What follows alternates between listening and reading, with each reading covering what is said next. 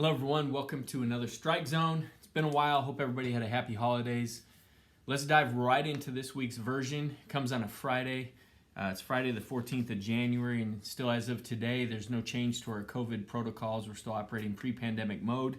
Stay tuned. If there's any adjustments, we'll get to you as soon as we can in all the schools. First topic, bowling records. I mentioned the last Strike Zone. We're trying to obtain information from all of you that bowled predominantly last year, and maybe some of you would give me some record information from this year if you're new, but I'd like you to take a look at the document attached and submit any individual records or team records information that I ask for on these Google Sheets. I'm trying to comprise that by the end of the season. We're kind of off to a slow start, so take a look at that.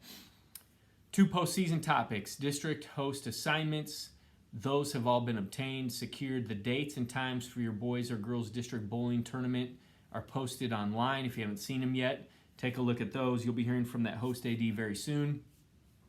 Likewise, I also included a screenshot of the district format that you will be playing under when you go to districts. Just real short, a reminder that when you go to the district tournament, teams will compete for 3 games of traditional bowling, and then we will play 5 games of Baker competition. And we're using the cumulative scores to determine our team champion. And we're using those 3 traditional game scores for individuals to determine who makes the singles championships. I've got that outlined as well in this document. So take a look at that screenshot, straight from the manual. Additionally, I've got the state championships schedule ironed out and posted on our Bowling State Championships tab. You'll notice that we start the girls team championships early in the day on Tuesday the 8th.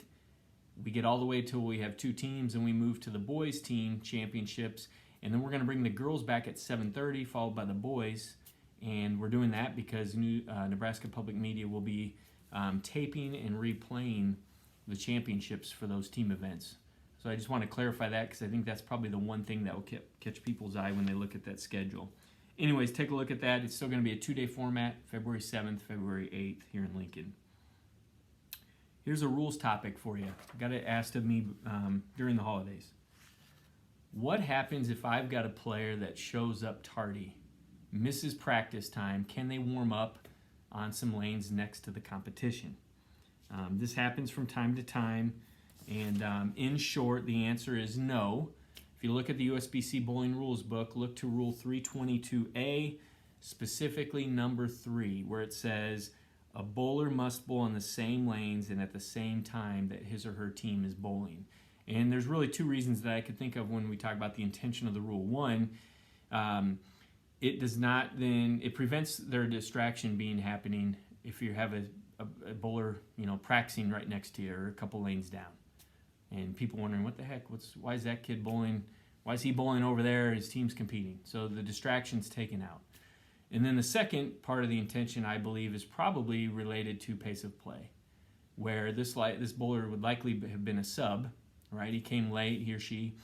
They're warming up 3, 4, 5 lanes down, and I want to sub that person in as a coach. Now there's a pace of play issue. Hey, get Joe, he's bowling, he's subbing in. So in other words, if a player misses practice, if they're tardy, they're on your roster and lineup so they can compete.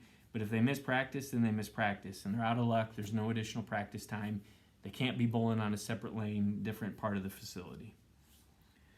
Got a couple reminders in here about weather impact on contests. Take a look at those and review those. Weather may strike today.